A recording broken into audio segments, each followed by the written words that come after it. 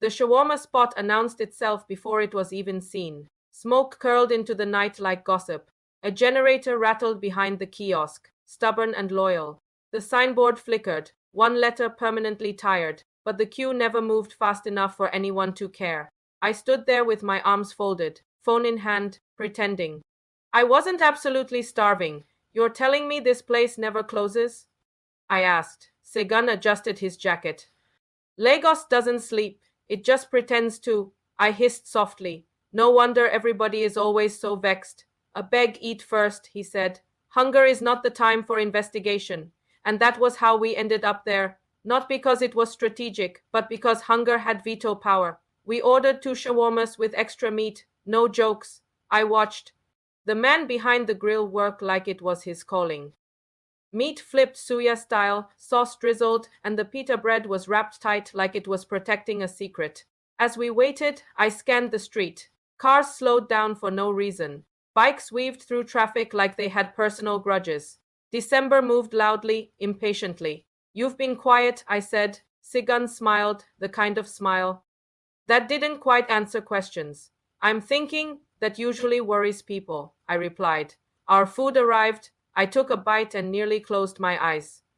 This, I said, chewing, is therapy. He laughed. I told you. We ate in a comfortable silence for a moment, and then Segun leaned closer. The hoodie man, he said, he's not a random thief. I paused mid-bite. You sound very sure. I am. The word landed heavily. He wiped his hands, his eyes scanning the road again.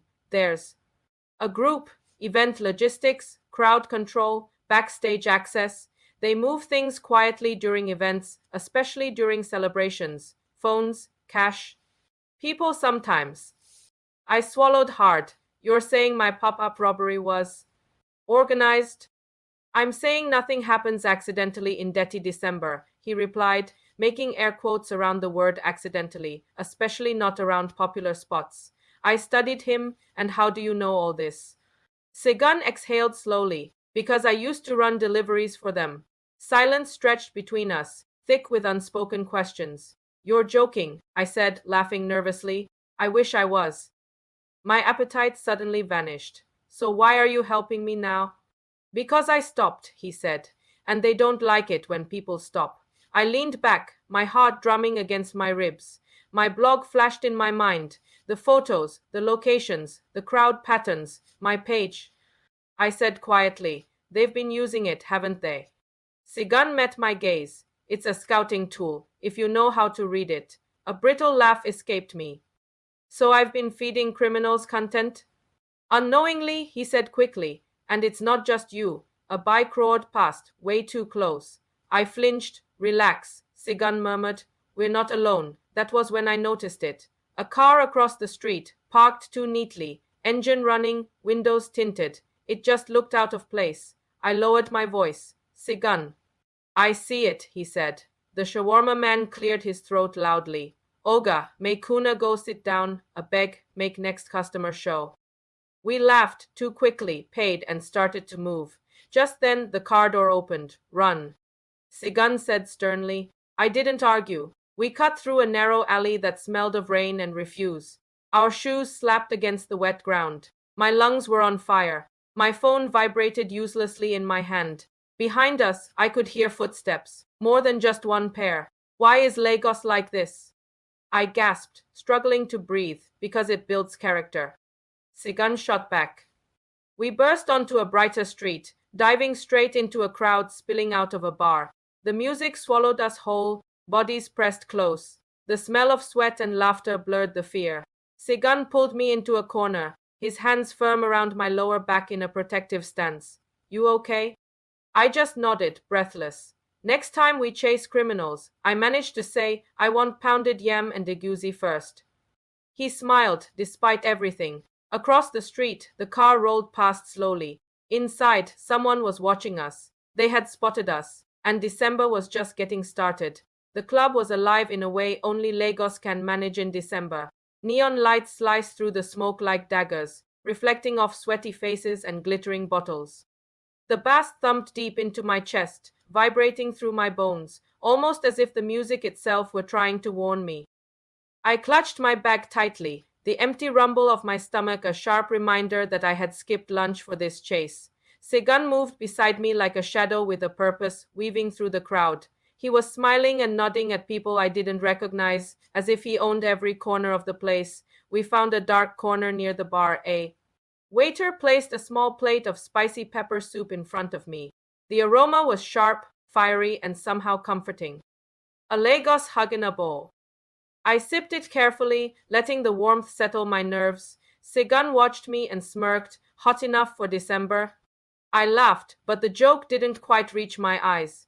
Every time the crowd swayed, I scanned faces. Every bass drop made my stomach do somersaults, and not all of them were from hunger. We danced briefly, a slow sway in the middle of all the chaos. Segun leaned close, his breath brushing my ear, and spoke in hushed tones that mixed flirtation with strategy. Remember what we said?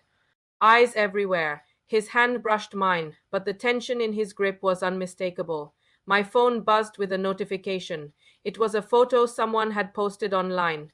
The hoodie man had been spotted entering this very club just hours before. My pulse spiked.